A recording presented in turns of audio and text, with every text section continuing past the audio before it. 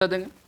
और जब राजकर्मी का दर्जा देने की बात आई तो फिर से नया एग्जाम की बात कर रहे हैं। एक बात हम आपसे पूछना चाहते हैं, 58 साल के शिक्षक को जिनका बेटा भी एग्जाम दे रहा है, जिनका पुतोह भी एग्जाम दे रहा है, एग्जाम देने की स्थिति में आ गए हैं, अब बताइए कि हिंदुस्तान में ऐसा कहाँ हो रहा है? कभी ऐसा देखा है कि किसी भी भारत में ऐसा सुना है आपने कि बाप बेटा पुतोह सब एक साथ एग्जाम दे रहा है, लोग ये एग्जाम की तैयारी कर रहा है लोग?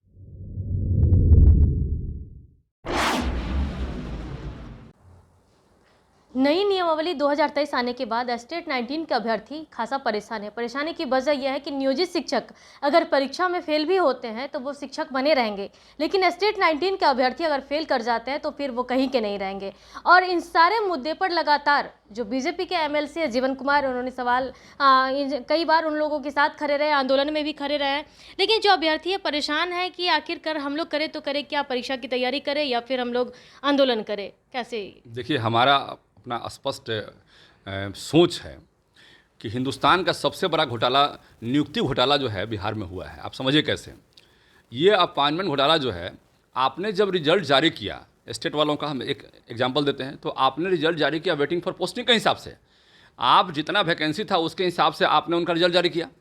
और अब जब रिजल्ट जारी होने के बाद उनकी पोस्टिंग की बात आ रही है कि भाई आपको सब्जेक्ट वाइज आपकी पोस्टिंग की जाएगी, तब पदाधिकारी कहते हैं कि आपको फिर से एग्ज़ाम देना है। ये कहाँ का न्याय है?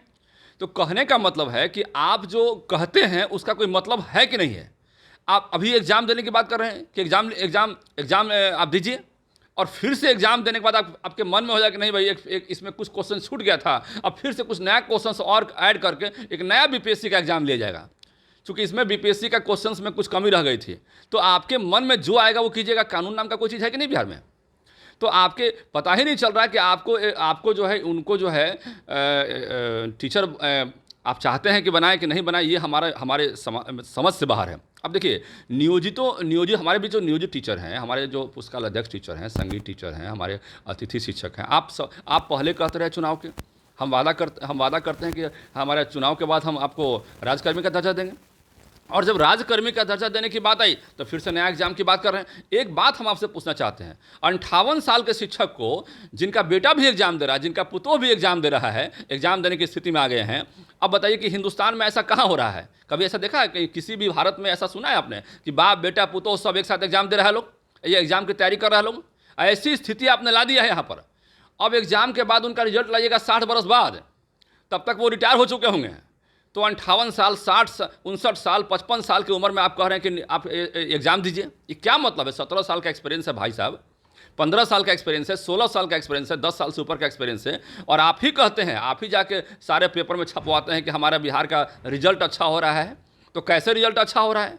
कहने का मतलब ये है कि आप जो नियोजित शिक्षक को बोल रहे हैं कि बीपीएससी के माध्यम से एग्जाम दिए, तो क्या नई बात पढ़ाएंगे? वो जो पुराना चीज़ पढ़ा रहे हैं वही ना पढ़ाएंगे वो?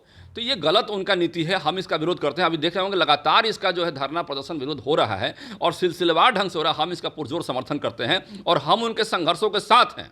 हमने पहले भी कहा है कि जो शिक्षकों के लिए संघर्ष होगा, जो उनके न्याय के लिए संघर्ष होगा, जो उनके हित के लिए संघर्ष होगा और समाज के हित के लिए होगा, मैं उसके साथ रहूँगा।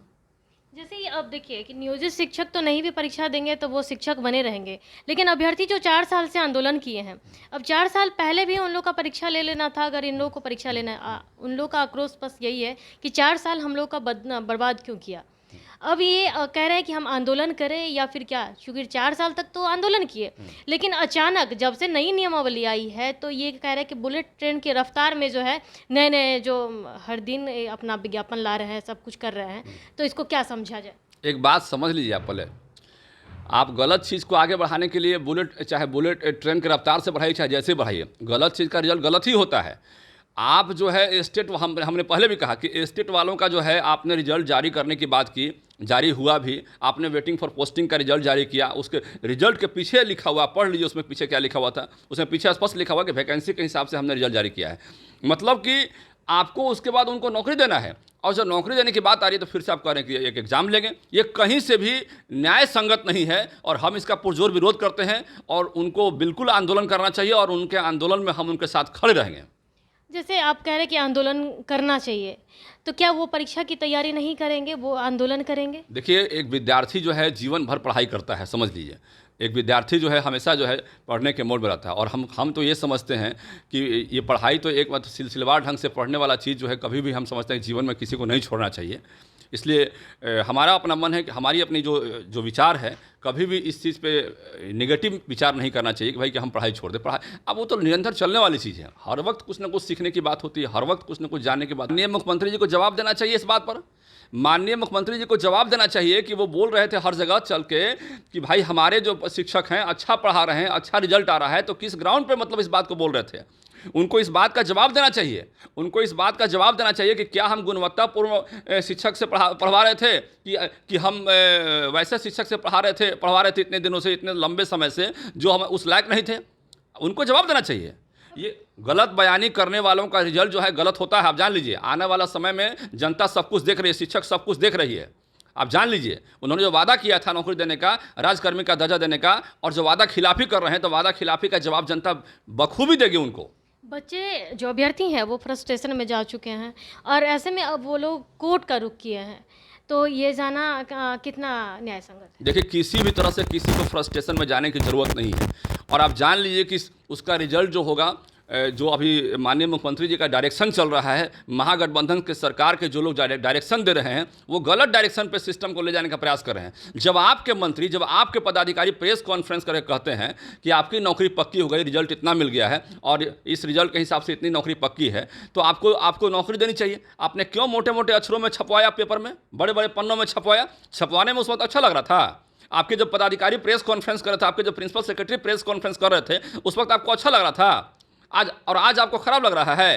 ये नौटंकी है, ये नौटंकी नहीं चलेगा। आप जान लीजिए, ये फ्रस्ट्रेशन में जाने की ज़रूरत नहीं है। इसका रिजल्ट आने वाले समय में देखिएगा सही होगा, और जो न्याय संगत होना चाहिए, न्याय संगत सरकार को करना पड़ेगा काम, और नहीं तो और उनको झुकना पड़ेगा। आप जान लीजिए, और नहीं तो उसके लिए हम लोग संघर्ष करने के लिए तैयार हैं। उसके साथ साथ क्या लग रहा है, सरकार संशोधन करेगी इन आने वाले? सरकार को संशोधन करना पड़ेगा, सरकार को करना पड़ेगा। सरकार ने देखा, आपने देखा कि सरकार कही कि नियोजित शिक्षक जो हैं, उन जो बीपीएससी में एग्जाम देंगे तो उनके लिए निगेटिव मार्किंग खत्म किया जाता है। तो एक स्टेप सरकार जो है बैकफुट पे आई है। हम उसको बैकफुट नहीं कहते हैं, हम तो ये कहते हैं कि सरकार का एक धीरे धीरे सोच जो है ठीक हो रहा है, और होना चाहिए। और यदि सरकार की सोच ठीक नहीं हुई, तो आप जान लीजिए कि वादा खिलाफी करने वाले लोग को जवाब देना जनता जानती है, शिक्षक जानते हैं। ये सब पढ़े लिखे शिक्षक हैं, अनपढ़ शिक्षक नहीं हैं।